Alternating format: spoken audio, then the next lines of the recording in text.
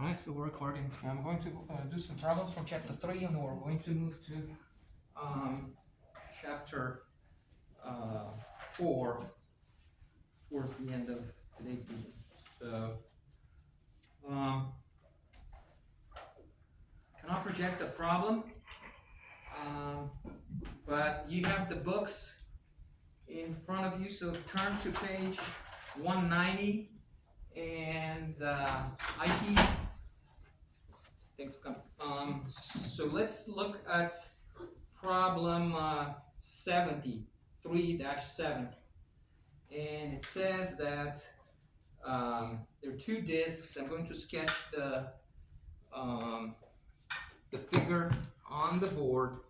So they're disposed or positioned symmetrically, and I think this is motorized.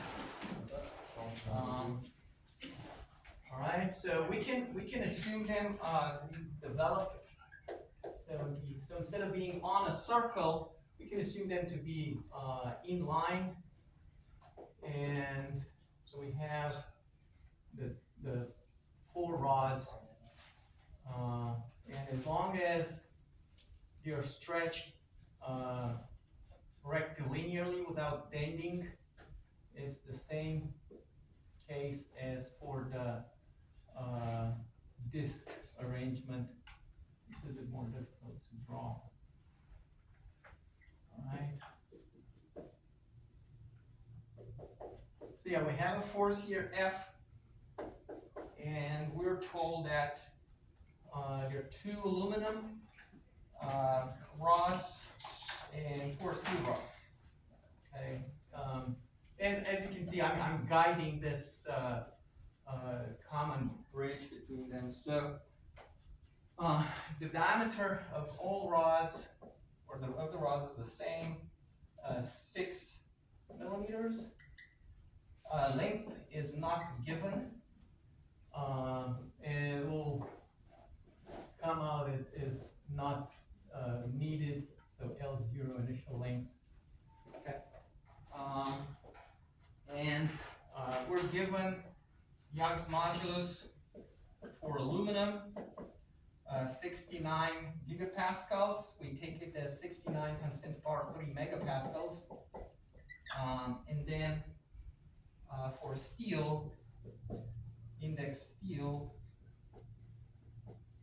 this is 209, or rather 207, times 10 to the power 3 megapascals. As I was telling you, if you work with millimeter newtons in megapascals, our equations will be balanced. Okay. So yeah, this force is given as, and again it has to be Newton. 11,300 newtons is given as 11.3 kilonewtons. And we need to compute the stress in each rod when this force is applied. And so it's like working with springs, I said, and we can analyze this. But what we need to find really is the stress in aluminum and stress in steel material, which would be a matter of dividing the force that goes in one aluminum rod by the initial area of the aluminum rod, and the initial area will be the same for steel according to the problem. So we have F steel divided by area A0, same area. Okay. So yeah, I can do a free body diagram of just the bridge, and so I'm going to show it here, and it'll be the external load F, and then we have, I never even said which is which, but it doesn't matter. So we have F aluminum, F aluminum, and F steel, F steel. Anyway, it worked. When I was able to, even if the touch screen did not work, the projector was on. and it worked for me. I couldn't turn it off. Yeah, but I'm restarting one of the systems down here. It typically takes like 10 minutes to come back up. That's okay. So I'm doing problem on the board. I was just wondering if we climb and turn the projector on from the switch. So won't do it for now. Okay, so we stayed Hooke's law and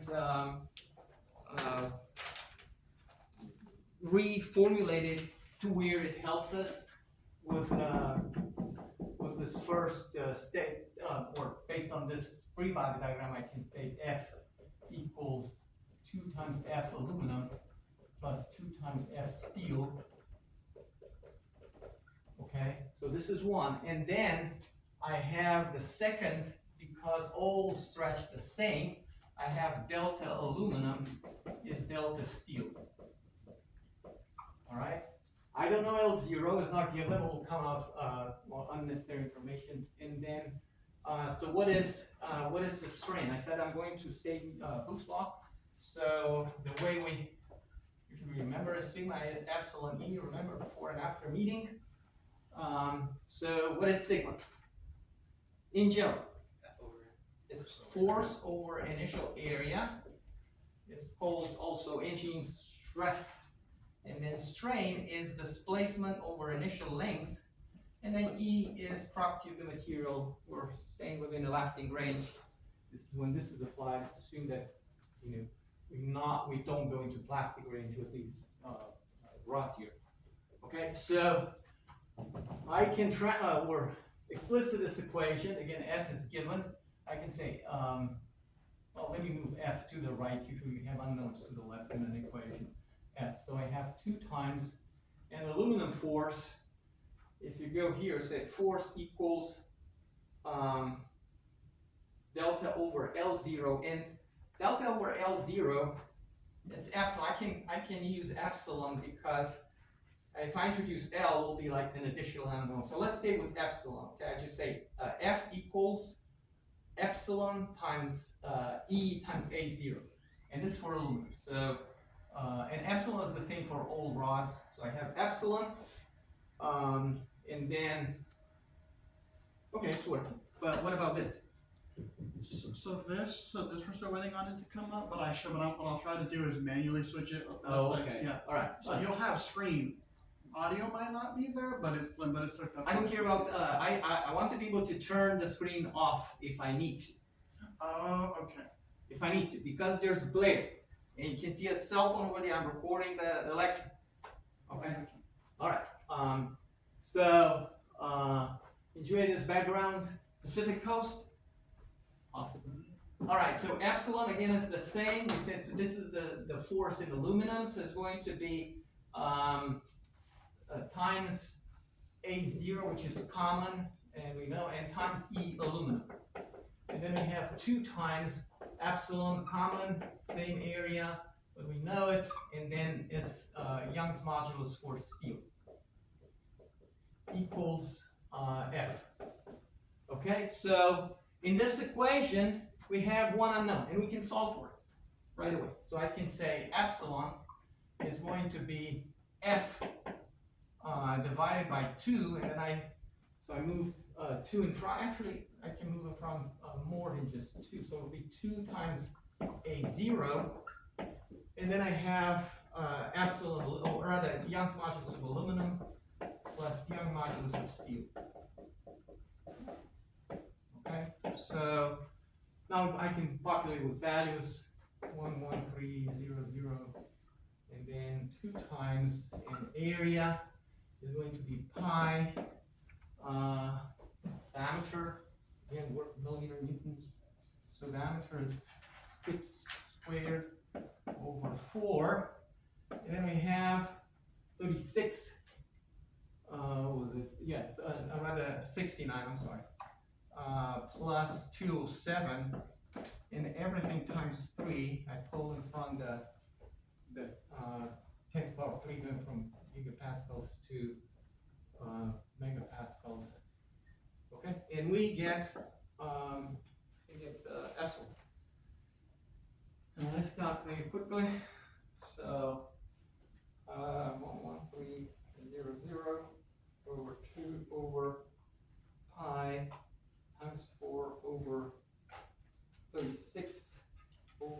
parentheses, 69 plus 207, close parentheses, over 1 exponent 3 equals. So this is 7.4, rather 24 times 10 to negative 4 millimeters. Okay? Could have said 0.724 microns. A micron is, negative 3 power of a millimeter. So you have strain, and now I can go back to calculating sigma. So sigma aluminum, sigma steel. I'll let you do the calculation. So epsilon that we found, 0.724 microns, negative 3, and then times for aluminum, 69 times 10 to the power 3 megapascals, and then same strain, 724 times 10 to negative 3 microns, and 207 times 10 to the power 3. Okay? It might be an answer at the back of the book. All right. So was it clear? Questions? All right. So this was one problem.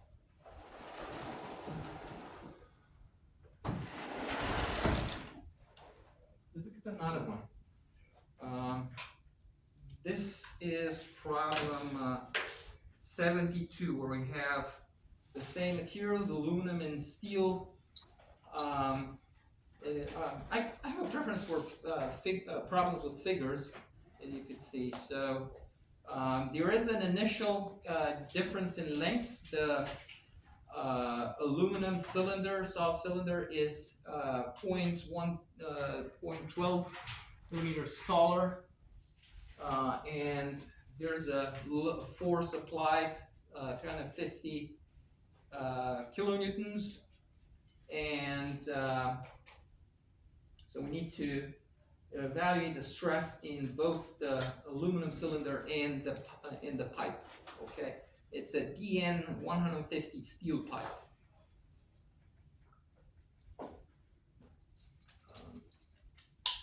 All right, maybe I can use a even better marker.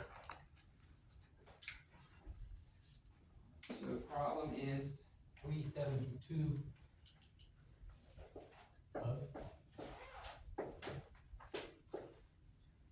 And I'm going to introduce some notations over what the book has. So there's the cylinder, which is steel, and to the inside, or the pipe, to the inside I have I have the solid aluminum. So this is aluminum, and this is pipe, DN 150, right? And I said that I'm going to do some notation. So this is going to be L0, and this is put millimeters 1650 millimeters. There's this initial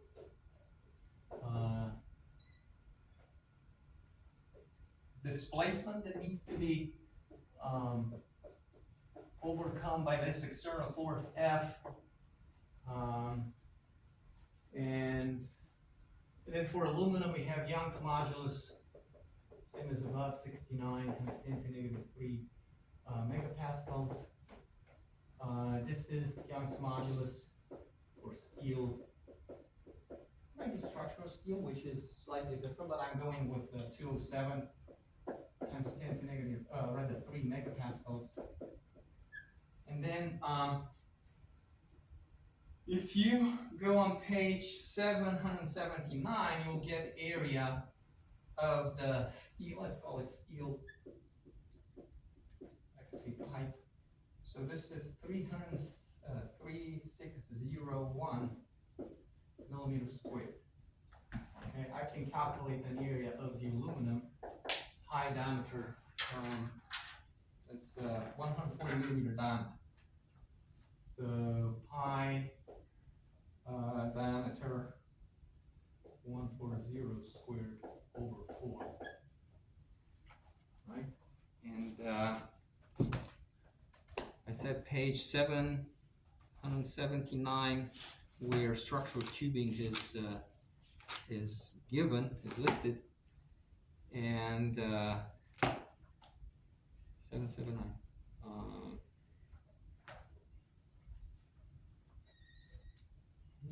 Goes to the next page.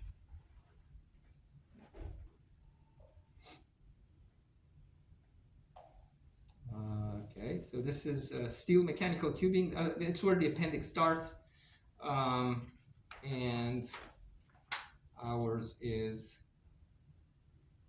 Let's see. Pipes, mechanical tubing. We have inch series. We have millimeter series, and was it 152? I think it's 152. No, 150, DN. Yeah, pipe 152 STD. This is entry O on the table on page 779. Yes, and we have the area is 3,601 millimeters. Yeah, I've got it right. Okay, so one thing we can verify is if the listed force of 350 kilonewtons is sufficient to compress the cylinder until the pipe touches. Because if it's not, then it's a simple problem, deformation on the axle. But any proof that this is only 20%, or you need only 20% of this force to touch or bring them at the same length without compressing the pipe. If you exceed it, at this level, yeah, both will be compressed. So what do we recognize here?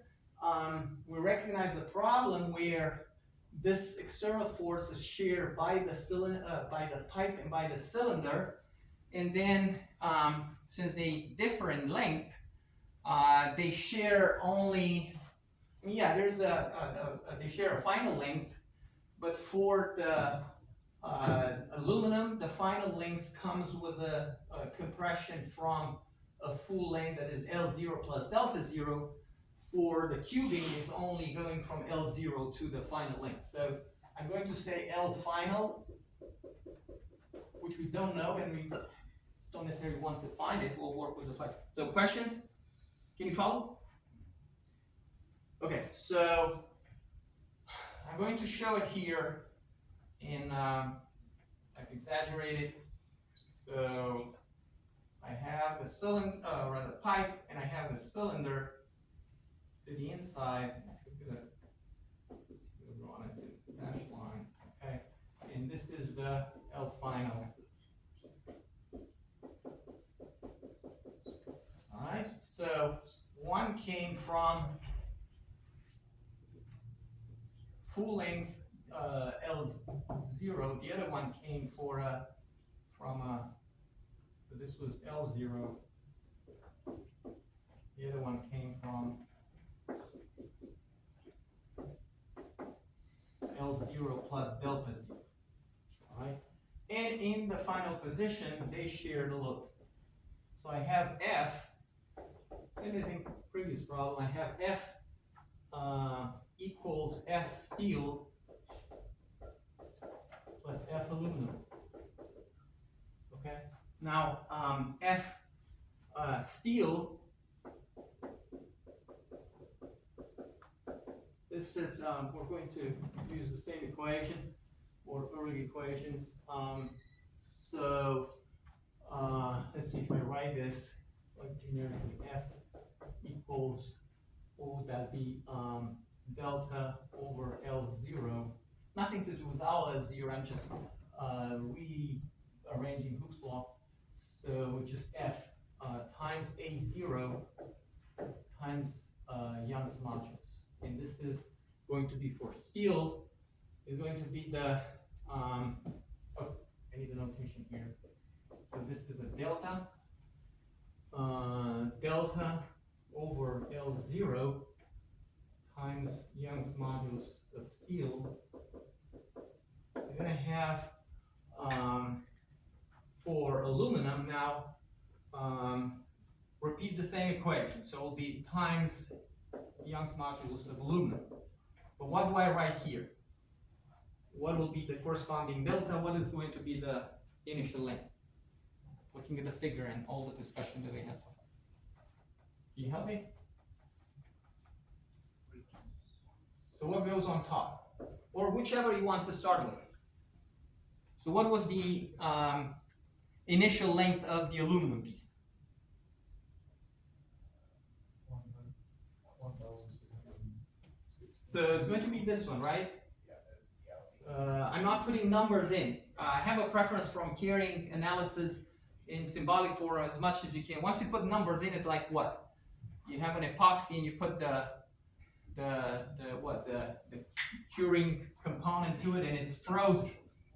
So this goes L0 plus delta 0, which would be, okay, like this length, all right? And then how much is going to compress the aluminum cylinder? That goes on top. So what was it's going to be? This piece, right? Yeah, so that's going to be delta 0 plus the common delta. So it's going to be delta 0 plus delta. Okay? No, I'm sorry, why I wrote, let me take this off, this is not correct. I can, however, use curl bracket and say this is F steel, and this is F aluminum. And this is equal to F. So yeah, now the equation is correct. Before you leave, you can do a peer evaluation of teaching. Okay, so yeah, this will happen during this semester. We need to do it once a year. I'm going to invite the colleague too. Okay, so really, some would be unknowns, and which are the unknowns here? What are the unknowns? You solve a problem, you need to know what you don't know. So, I mean, we have L0 checked. We have delta 0. The only unknown is delta. So we have one equation, one unknown that is delta, and we can solve for it, right? As simple as that. So it goes L, and now L0, again working with millimeters, 1,650 times 207 times 10 to the power 3 plus would be 0.12 plus the unknown delta over 1650 plus 0.12 times 69, that's for aluminum, 10 to the negative 3, equals the 305 times 10 to the power 3. Okay, so this is the equation in the unknown delta, and we can pull delta in front and rather split this into sum of two fractions, move one with negative to the side, solve for that. So everybody is able to finish this equation, solve this equation? Raise your hand. Algebra, okay. Interesting would be to see what error you do if you neglect this. But otherwise, this is the equation to solve if you solve for delta. Problem solved. Or questions, comments, suggestions for improvement? Stay on the line for a chance to win a plasma TV.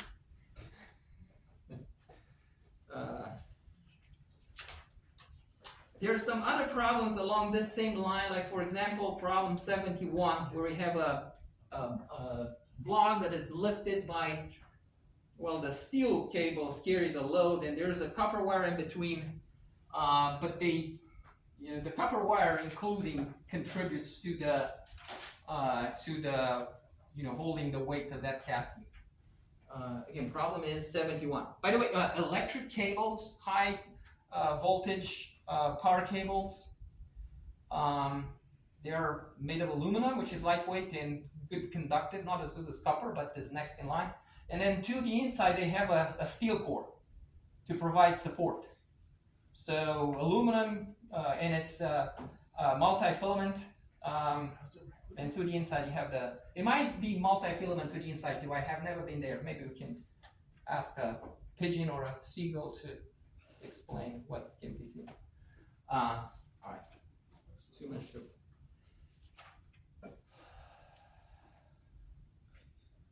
All right, let's look at another problem, and this is a problem. It's on stress concentration factors. Once you understand the process, it's rather straightforward. So let's look at a problem which has a figure 3-120. 3-120. You want to read the problem as I'm erasing the board.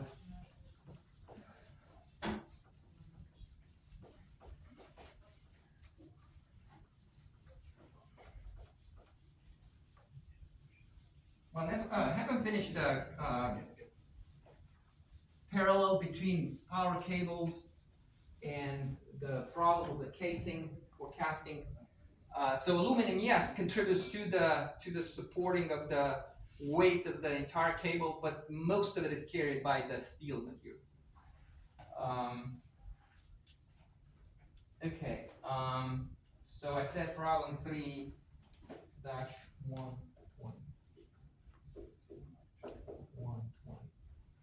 Alright, so we have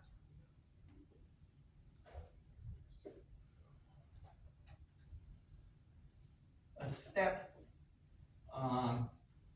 in a shaft, and there's also a hole, And we have the axial load F is 25,000 newtons. This 25 kilonewtons, 25,000 newtons. and then directly on the figure we have some diameters. So this one is, we call it major D. This is the symbol that you use in mechanical drawings to indicate diameters. It's this one right here. So this is 25 millimeters. And then this other one is the minor diameter. This is 20 millimeters. And then we have a fillet radius here. That is 2 millimeters. This one. And when I lectured, I asked your opinion in general, what would be best to have a generous radius for a given step or a sharp radius? Sharp radius being like a corner where the radius is 0. Yeah. So the more generous radius, the better on one hand. The lesser the diameter change, the better also. And then, like Julian Assange, do you know who Julian Assange is? He said the best way to keep a secret is not to have it. So the best way to handle a stress concentration is not to have it, if you can. So if you cannot have a hole here, do you really need a hole here? Maybe you need this step. And if you do your best to increase the radius, but if you cannot, or you can leave without a hole, don't put it there, or put it on a side that is not loaded. Sometimes force is delivered through a hole. And there are stress concentration charts for that particular case with the axial load delivered to a hole. So the hole diameter is 10 millimeters.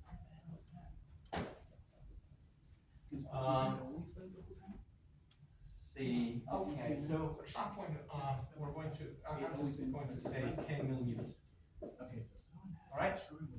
So everything that we need really is on the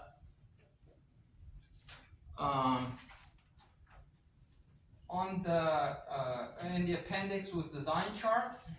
Just make sure that you're using the right one because they tend to resemble each other. So make sure you use the one for tension, not one for torsion, say, or bending. So look careful. So for axial load in the step round bar, in tension. Compression works likewise, but works same charts. But I said that compressive stresses are not a concern. It's tensile stresses. Comparing the two tension and compression. So we go to page 793, and these are parametric charts. Okay, so what is on the horizontal axis? Do you have access to the book? What's on the horizontal axis? I said it's parametric.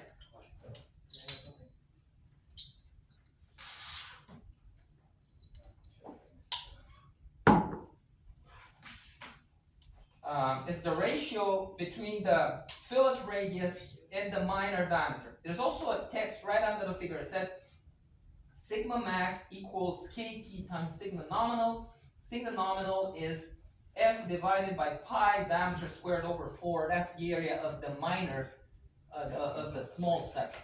Okay? So, yeah, like I said, everything is there. Sigma max. And we can combine the two equations. So it's going to be KT, which you are going to extract it from the chart. And then we have sigma nominal, which is F divided by pi minor diameter squared over 4. Okay? So we have F, we have this diameter, we need KT. Right? So in order to use the parametric charts, we need to calculate the ratio between capital D and lower or major diameter, minor diameter. So D, capital D, is 25, the other one is 20. Let's see what this ratio is. 25 over 20. And this is 1.25. 1.25 units. So let's see, do we have any curve for 1.25? We don't. So you need to do your best to interpolate between the available curves. And as you can see, they are not equally spaced. So the 1.25 curve would be above the 1.2 curve and below the d over d 0.2 curve, but closer to the 1.25 curve. So yeah, I cannot project a chart. I'm trying to show it here. This is the 1.2. This is the 2. 2 d over d, 1.2 d over d, and then the hours, which is missing. It's pretty close, but not. Again, do your best. Try to interpolate.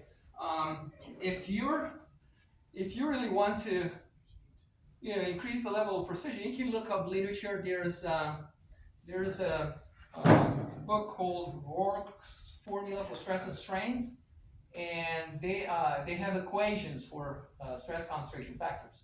So you put your numbers in instead of interpolating by hand. Okay, so if we calculate R over minor d is 2 over will be 20. So this is 0.1.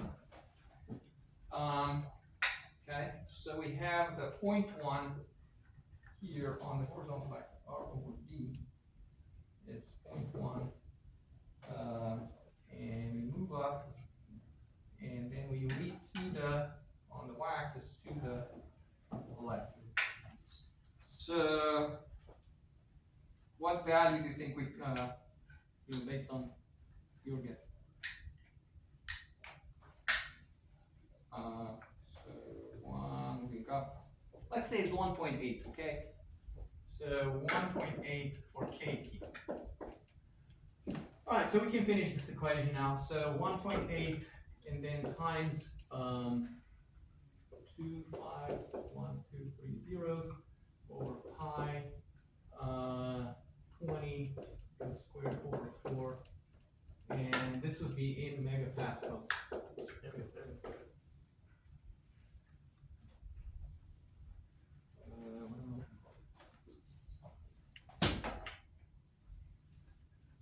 So again, this is multiplication here.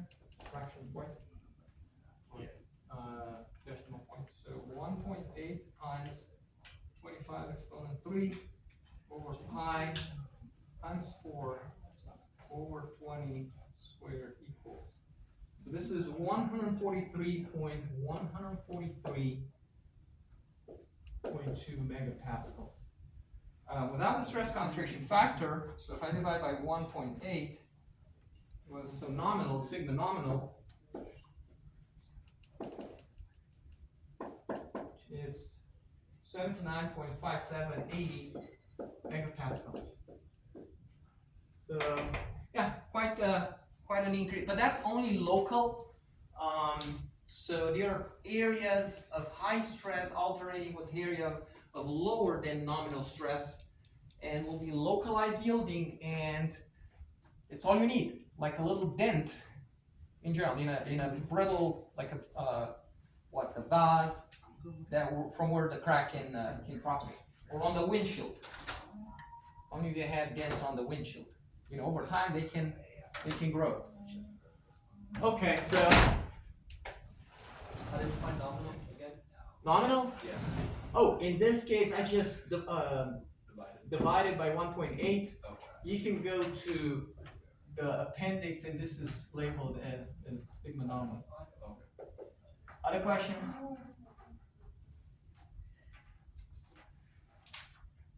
We also have the whole part. So for the whole, we need to find the chart, and the whole is away from the step. Okay, let's assume away to where they don't interfere. It would be really bad practice to put these close to each other. It's like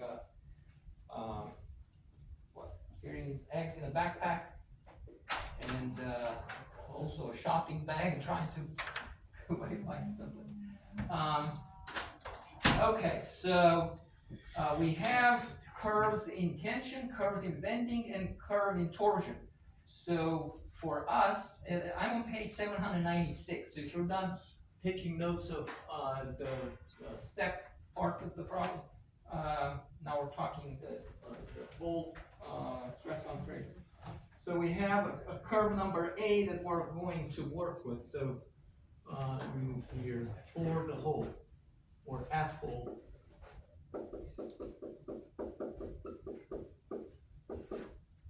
We go to page, I never said what page was this. So page 790, so page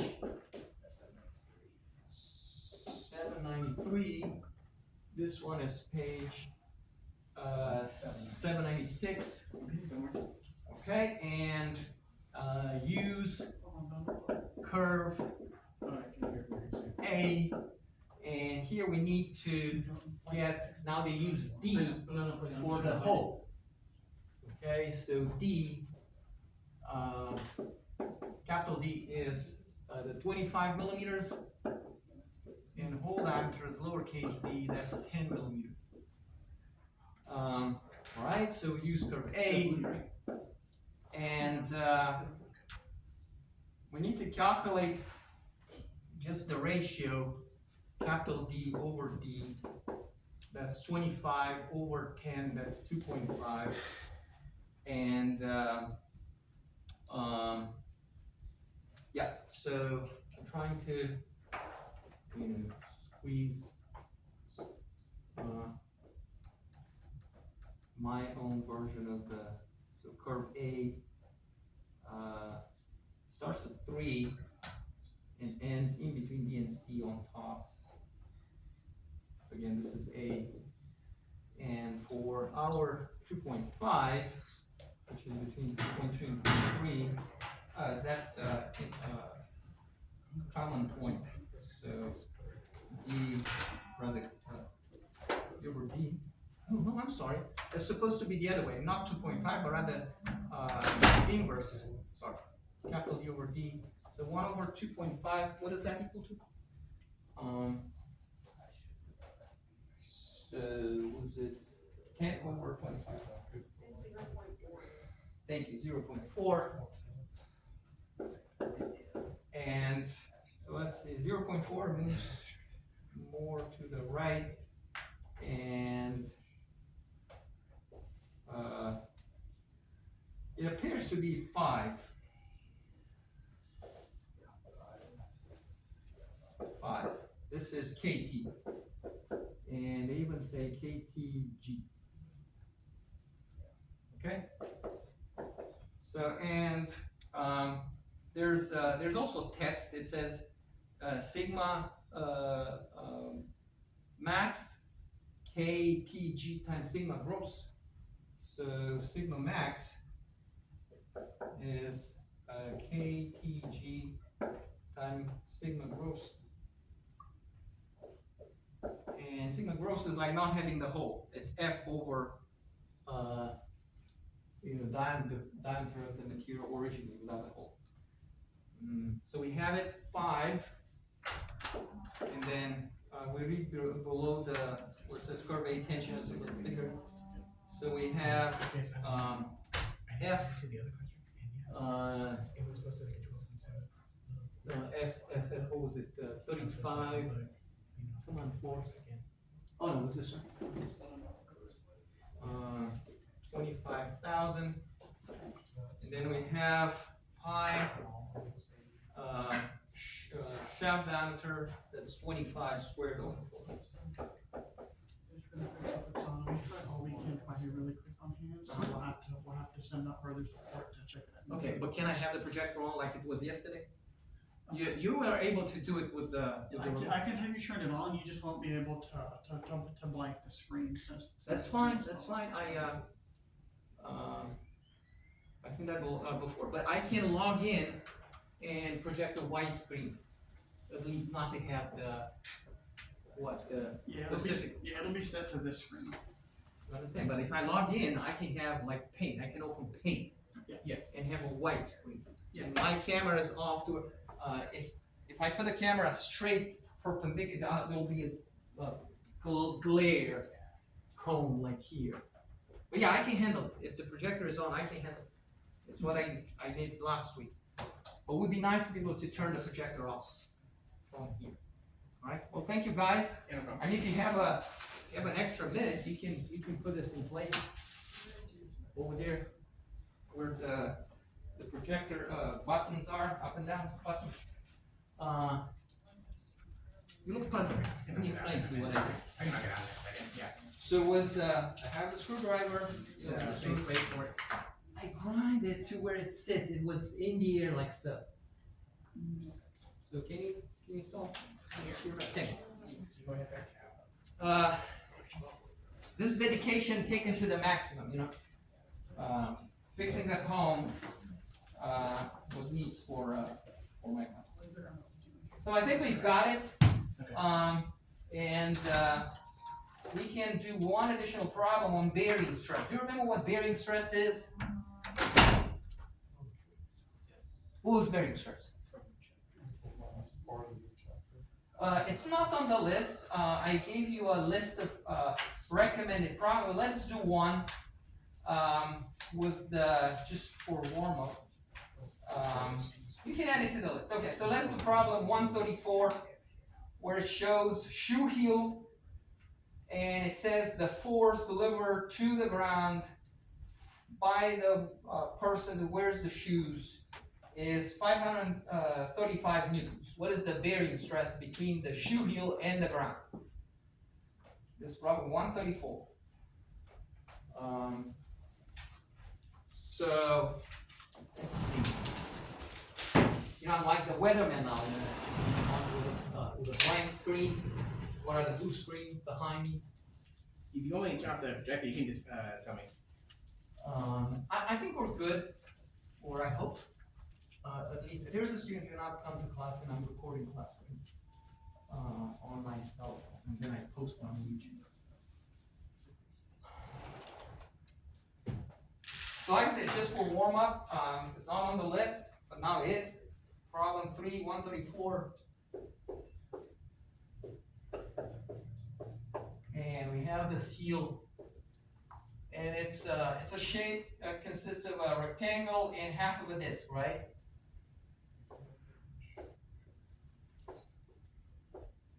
And what do we have? This is 6 millimeters. Oh, it even says it's a welding shoe. And 10 millimeters. And then this other one is just semicircular.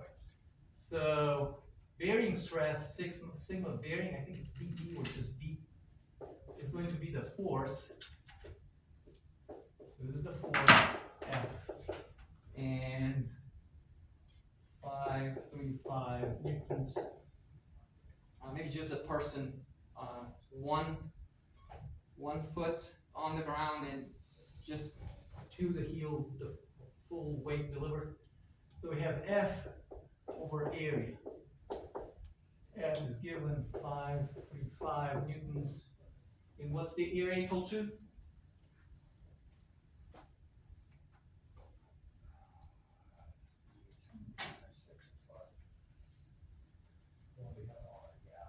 Okay, so area of a rectangle, that will be 10 times 6, or 6 times 10, plus half the area of a disk.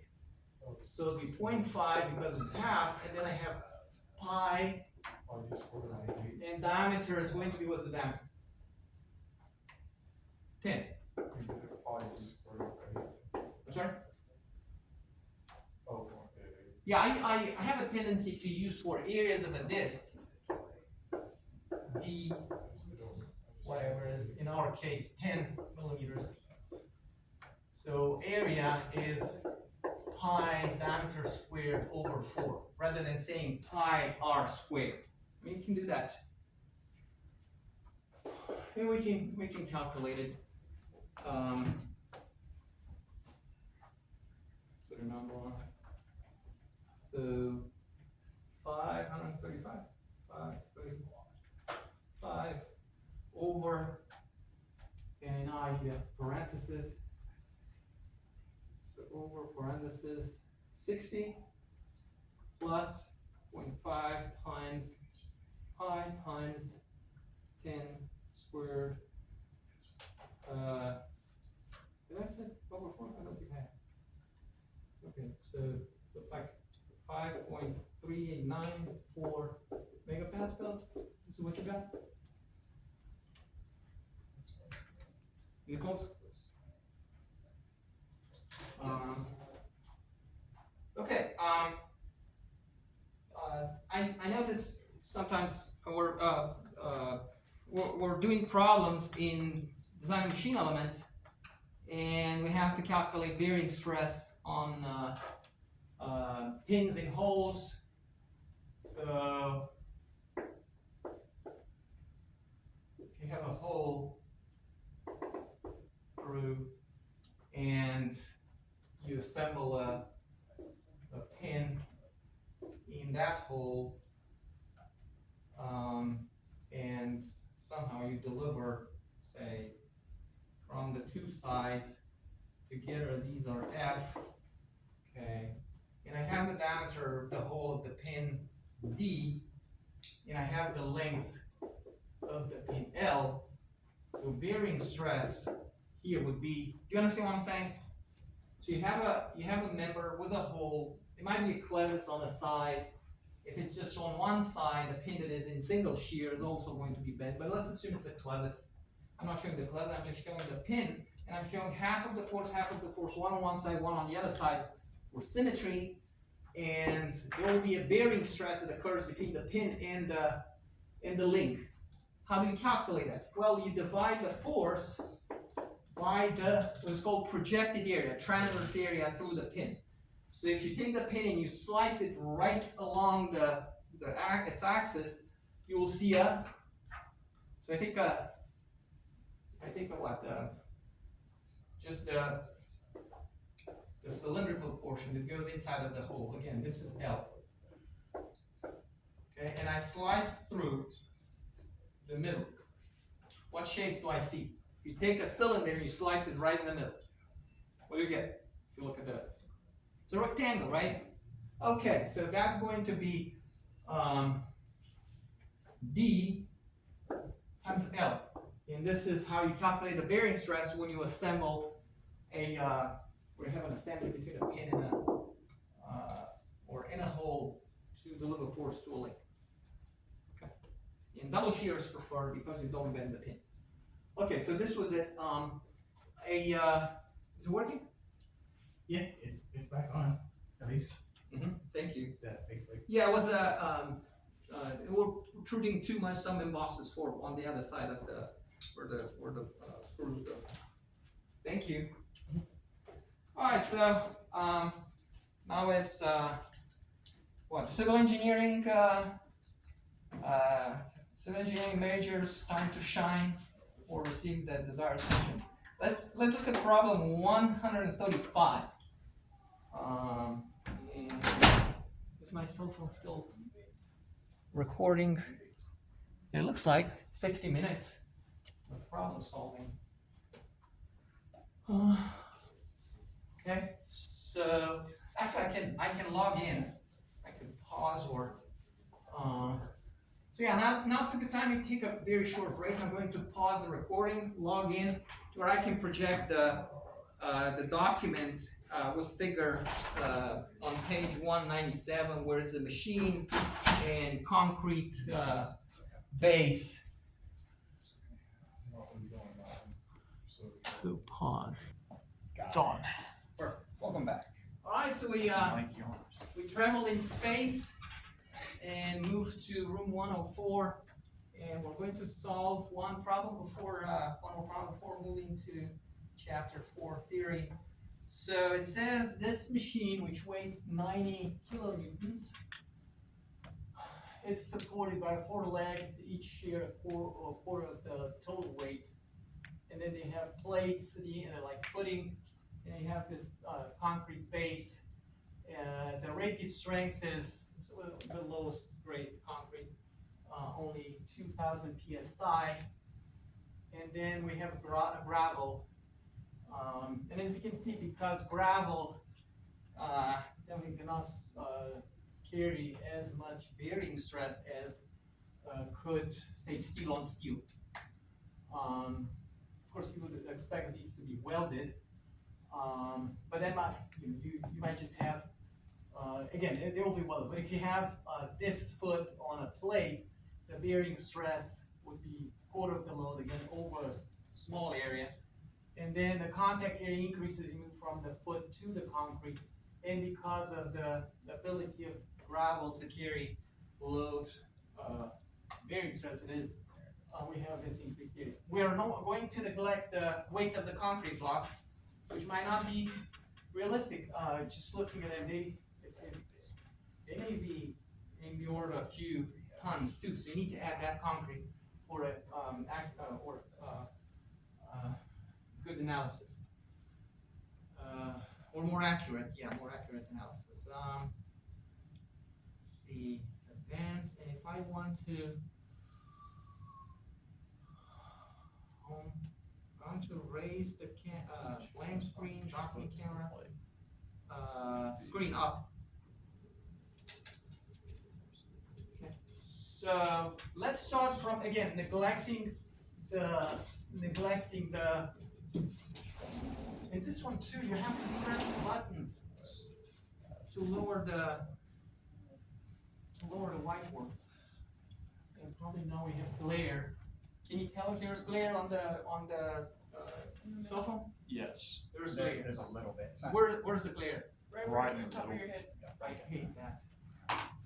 It's not too bad, but it's still a little bit. You turn it off. In 108 was really bad. So, it was less.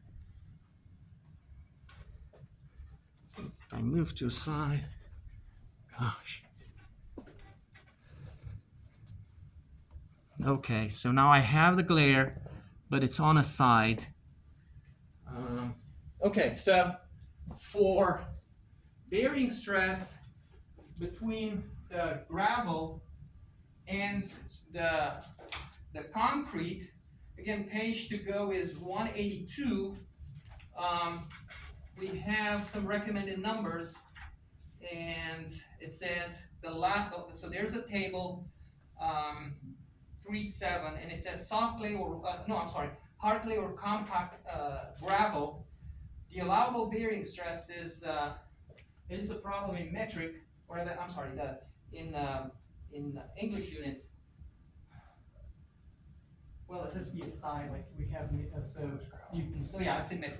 So, in terms of, bearing stress, and notation is, sigma BD. And this is, so concrete, gravel. We're just going to take the what, half of the weight, because you're taken together, the loads per leg. So we're going to say, weight of the machine divided by 2 over, area of 1, or we could just take it a full load and divide by the combined area. But I said W over 2, and this is W. Okay, and then what is the area is going to be 0.8. We're working, remember, we're working with millimeters squared, so it has to be 0.8,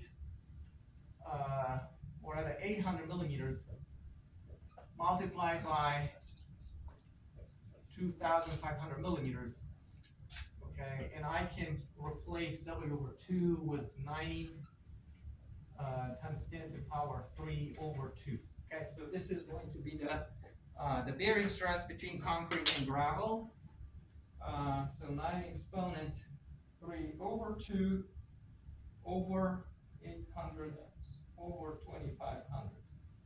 Okay, so this is 0.0225 megapascals. Is this okay? And the answer is yes, because if you look at the table, so according to table 3.7, so this is less than 0.38 megapascals. So table 3.7, and this is page 182. We said. Okay, let's move on. So we have now a concrete steel interface, and this is not like the textbook figure where if you look on page 174 now, it says bearing stress example. So there's a pyramid frustrum, and so it's missing the top, and there's a difference in area between the steel foot and the top.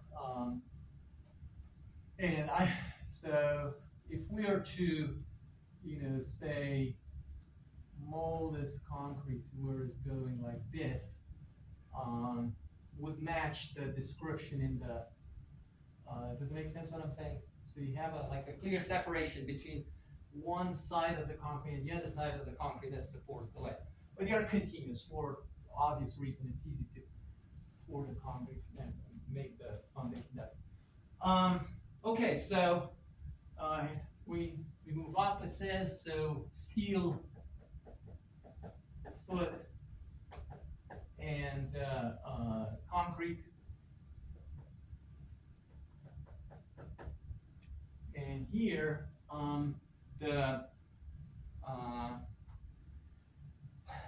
well, with the bearing stress, we need to go back to page 82. It says, so we need to calculate an area ratio, and we would have, if again we had this feature which I just deleted, it will be like 0.3 by 0.3, and then the square steel plates are 0.2 by 0.2. Okay, so we have area ratio. There is the bigger area, so there will be the A2 over A1. A1 is going to be 0.2 by 0.2, and these are meters. I mean, it's right, it does not matter, as long as the same units of area, it could be inches really, times 0.2. And then below we have 0.3 over times 0.3. Okay, so let's see first what area, ratio we have, A2 over A1. So I said 0.2 squared over, 0.3 squared equals, oh, I got it wrong, it should have been the other way. I apologize. 3 and 3, this is 2 and 2. Notations are good. So 0.3 squared over 0.2 squared equals, this is 2.25, okay? And we're within the range of that chart now.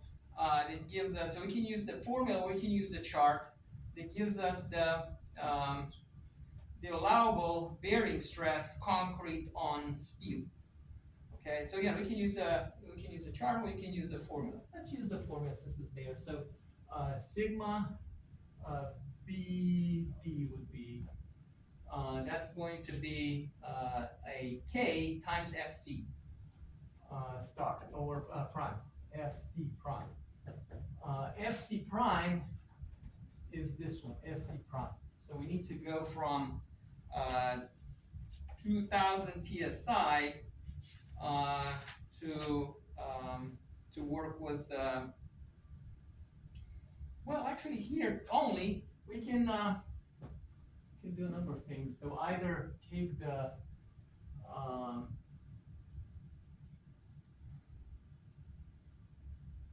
take the load, convert to pounds and work, or convert 2000 PSI to megapascals.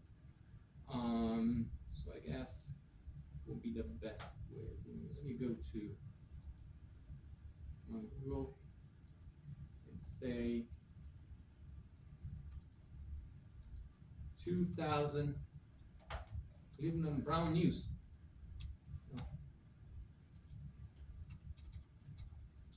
PSI 2 megapascals. And this is 13.789. We can easily say 13. 13.8 megapascals. So what was it? 13.8? Yeah. 13.8. So this is 13.8 megapascals. Rated strength of concrete. Okay. So this will be the allowable bearing stress when we have more concrete area than the actual steel.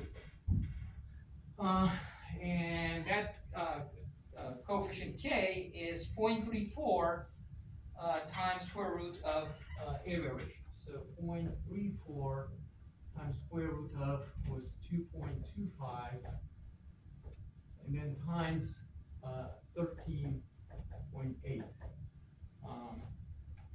Right, so 2.25 we said, square root, and then times 0.34 times 13.8 equals 7. This is 7.03804 megapascals. Okay. All right, and what is the actual bearing stress now? So this is has to be more than if we take quarter of this and divide it by area of the steel plate. Alright, so it'll be 9,000 divided by 4 over area of the steel. That's 0.2 by 0.2, but it has to be millimeters, so 200 millimeters times 200 millimeters.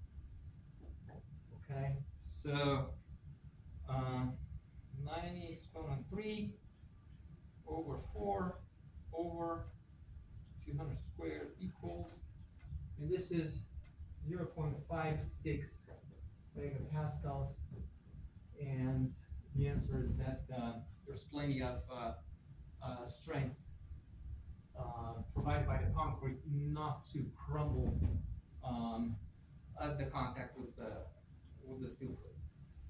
And is there another area that we can look at? Yeah, they even say square leg. So again, we may assume that there's no welding, not a good practice. You need to locate that foot. And we can calculate the stress, the bearing stress between the leg and the foot. Okay, and of course, we're going to use the area of the leg. So the last one would be leg to foot. Okay, so bearing stress is going to be likewise quarter of the total weight, and then divided by area, and that will be 100 by 100 millimeters. Let's see what this is. 9 is 3 over 4 over 100 squared equals, it's 2.25 megapascals. And this is less than any, so if it's a structural steel, does it say ASTM? Okay, ASTM 836. So the tensile strength, yield strength rather, for both. So SY for this one is 36 KSI, and we can get it from the back of the book. Either ask Google or go to the back of the book where structural steels are listed. And this is properties of structural steel, page 785. This is right on top. A36 structural steel, and the yield strength is listed as 248 megapascals. So this is way less, 248 megapascals. That was on page, lost the page, where structural steel are listed at the back of the book. Again, this follows all shapes. You find it, carbon alloy, structural steel. Okay, it's 785, 785. And I wanted not to write in this area because it's where the glare is, but I ended up writing anyway. So, is Eric in contact with any of you? Can you take a picture of the screen? I think maybe I sometimes invite students to take pictures, maybe you want to, watch me solving the problem and then take a picture at the end, rather than, paying attention and writing. I don't know, everybody has different style, but, all in all, is this problem clear? It makes sense. Who was asking what class to take in fall? Structural analysis or structural structures? I'm sure you will be spending time doing this kind of analysis because it's, I think it's fundamental for civil engineering. Okay, there is another class of problems, and they use specific equations when you have bearing stress of a roller on a plate. There's just an equation. I'm sure nobody will have an issue understanding that. You just need to know the length of the roller and the diameter. Okay. So yeah, this was it. And I'm going to turn now to the book. I'm talking about these last problems, but I don't think they are listed as recommended problem. Neither of these. Well, if you have the book in electronic format, you can go back to it. If there's, in a few years working on a job, you may have to do this kind of analysis. So I'm lowering the screen now, and we're going to move to chapter 4. It says design for direct shear, torsional shear, and torsional deformation. Okay. So this analysis pertains to pins and keys that are subject to direct shear. Sometimes pins are in double shear, but then we also have shear when transmitting torque. So really, that's the new part of this chapter. Take the bottle away, and so what you're looking at here is a guy without safety glasses servicing. Do you recognize the part? Yeah, drive shaft of a rear wheel drive vehicle. Could very well be a truck, and that's transmitting just torque, okay? If we neglect its own weight, and some are actually made of composite to be lightweight, for other reasons, to prevent vibrations or minimize vibrations. So yeah, we have torque that is delivered along the shaft, and you want to be able to design any torque carrying member such that it's not going to firstly yield. You know, you have too much twisting, and that can cause yielding, irreversible twist. So assuming this is, I mean, it's coming back, but I could twist it all the way. I can mark a reference line in the long, and I twist it. When it comes back, that line actually goes on a helix, right? So, and there's also an issue with torsional stiffness. If say this drive shaft is too flexible in torsion, is like towing. I was telling you, it's like towing a boat with an elastic spring. So you accelerate and it's falling behind. You press the brakes and the boat comes towards you. Likewise can happen in torsion. You have the wheels, the inertia of the car itself that's lagging behind, and then as you slow down, due to inertia, you twist the other way, and that can be actually there in a manual transmission. There's a component that does just that. Has torsional induced torsional flexibility. Anybody driving manual? Okay. So on the clutch disc, you have some springs, and those are there to dampen the torsional shocks as you let the clutch pedal engage suddenly, but also can prevent or induce some dampening into the the whole transmission line. That doesn't happen in an automatic because you have the torque coupler again serve same function. It's not a rigid coupling. Okay, so things of this nature. How do I yield the part or not? Do I end up with permanent deformation?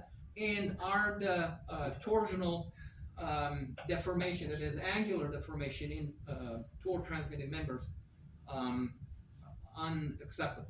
And there are some rules, recommendations. The analysis can be taken further. It's not the subject of this book. Like torsional vibrations. For that, you need to know inertia and more about torsional stiffness. You know, they are from statics. They are linear springs and they are torsional springs, right? Like maybe if you wind the clock, mechanical clock, that's where you first place you'd think of or naming it as a torsional spring. This figure shows pretty schematically a transmission with parts that are subject to torsion only. So you have the motor on its own bearings. There's this coupling, and you're assuming to have ideal alignment between the motor and the pulley here. But usually you get, if it's a rigid shaft, you have only two supports. You can run a line through 2 points. If you want to run the line through 3 points, it's difficult in practice to get that third point exactly on the line. If it's slightly off, that shaft will be forced in bending, and a coupling can compensate. Next semester in design and machine elements, we'll discuss the coupling. Something's missing here. This what appears to be a flywheel it's missing the bearings, and the coupling is. It could be a rigid coupling. And over a short distance, we can go with it, but otherwise, you would want to support this also. And the coupling, some couplings have the function to compensate for angular and rectilinear alignments, and others have dampening properties in addition. Okay, so so what happens? You're looking at this figure, which what happens when you load in torsion a cylinder, and torque transmitting parts, for the majority of them, they are solid round or tubular. You do tubular shafts to save on weight, use better the material, because as you load it, the material close to the center is not going to participate in carrying the load. It will be the most stress will be on the outside. So if you look at the initial squares, which are stress elements, and if I add or induce the twist, you see the deformation. So they turn from a square to a diamond, right? And there's an angular deflection associated with torsional stresses to parts. And it's maximum on the outside. As you move towards the axis of the or the what is called neutral axis or the geometric axis of the cylinder, there's no stress there because there's no the material does not travel as it's strained. Okay. Anyway, so we have the first is a review of the first paragraph here is a review of actually no, that's a bit later. So when we load a shaft in, and it builds upon chapter 1 where you discuss what page is this? Yeah, torque is for some radius. There's not cross product here. I mean, it could be in general, like in statics that you know, but otherwise, if it's the arm of the force is measured radially perpendicular to the line of action of the force. Otherwise, you will do cross product. But here we work with the scalars of equations, right? So from chapter 1, we learn how to evaluate shear stress and for direct shear, or if it comes from torsion. In any case, you relate it to the yield strength in shear for the material. You don't want to get yielding. And we've seen this equation for tensile loading or compressive loading, and we took as a reference the tensile properties of the material, yield strength or ultimate strength. But here we have instead yield strength in shear. And that's not readily available. It could be determined experimentally, but it's more involved. So for that reason, we're going to see an approximation. The first approximation, you take the yield strength in shear as being half of the yield strength in tension. Which is this equation, we discussed it. A slightly better approximation is just to take 1 over, so we're at the square root of 3, I'm saying the right thing, over 1 over square root of 3, yes. Anyway, so this is what we're going to use. So instead of, not readily available, seldomly is, we take the yield strength, which is tabulate back of the book, take half of it, and that will be the yield strength in shear. And we relate it to for ductile material, we're related to the actual, what is called design stress coming from calculation. If it's direct shear, you just take the force and divide it by the area that you shear with. I was telling you, if this were like, bolted assembly and I'm shearing the shaft, you can see the same type of, actually with this one, same type of deformation. Can you see the rectangles turning into diamonds? Same type of shear. But of course, that happens over a small gap.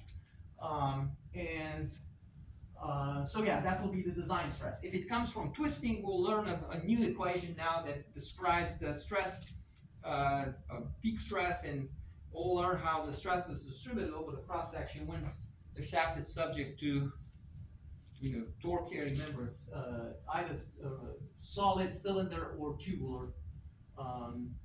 Okay, so what will be that design stress? In terms of the choice of the design factor, this end here,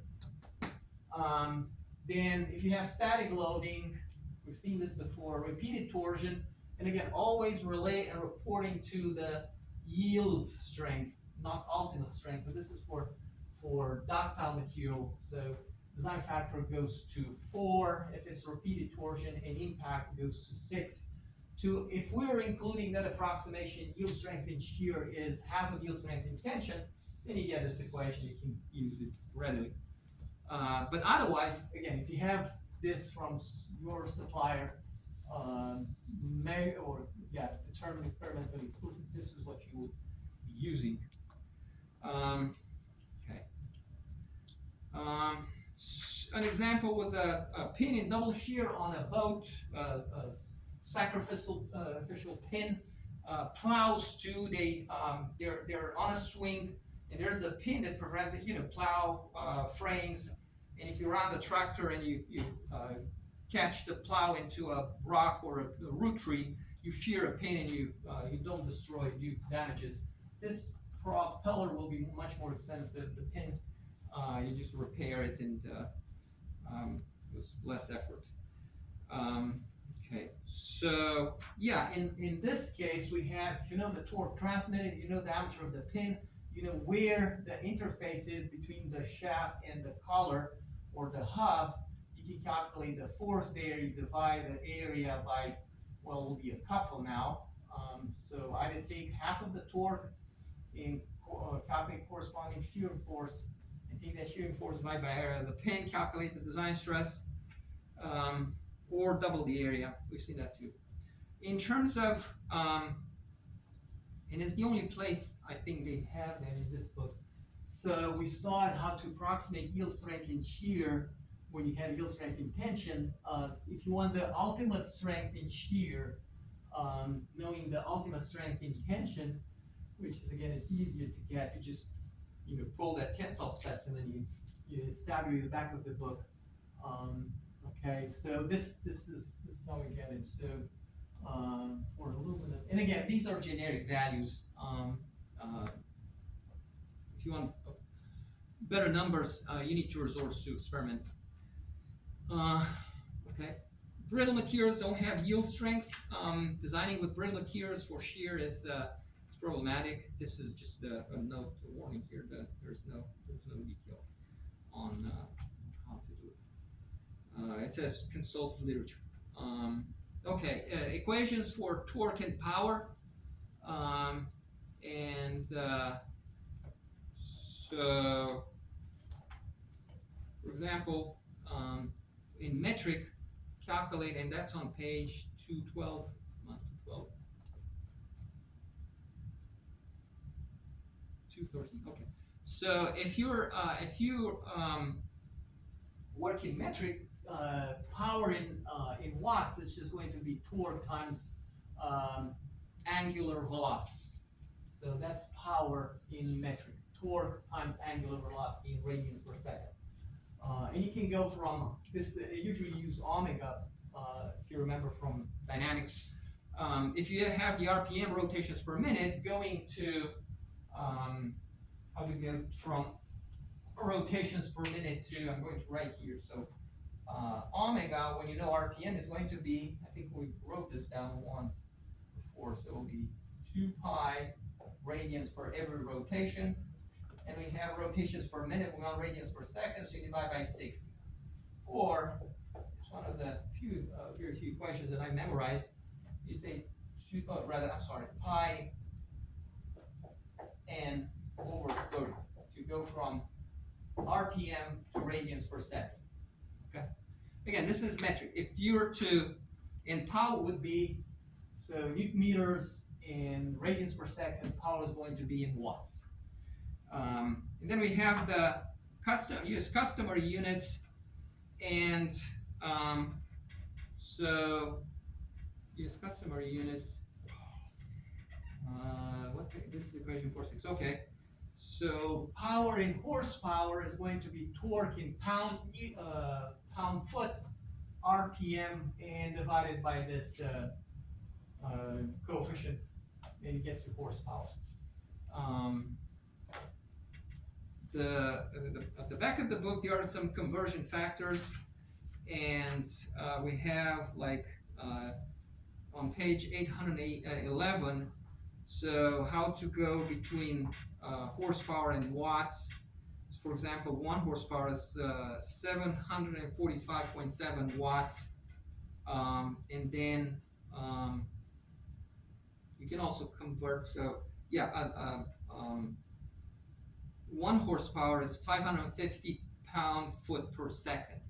Okay, so that 63.0525 is going to be 550, 1 over 550 times, is this 550 times 60?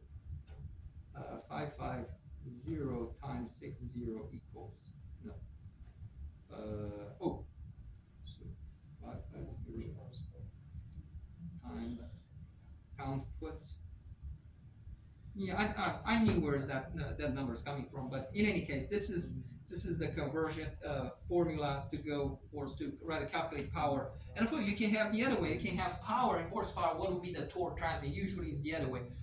So say you have a 100 horsepower electric motor driving at 1750 RPM something, and it's loaded. What is the torque? You get the torque from that equation, 4.6.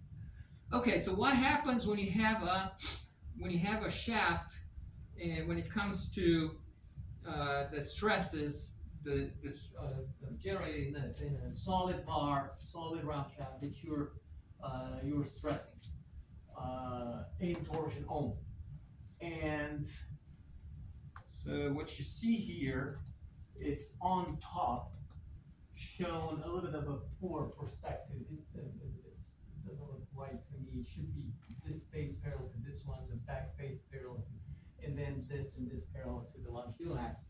Anyway, so as you twist, this turns from square to a diamond, and we have the shear stresses now. So all you need to do is just identify one of them,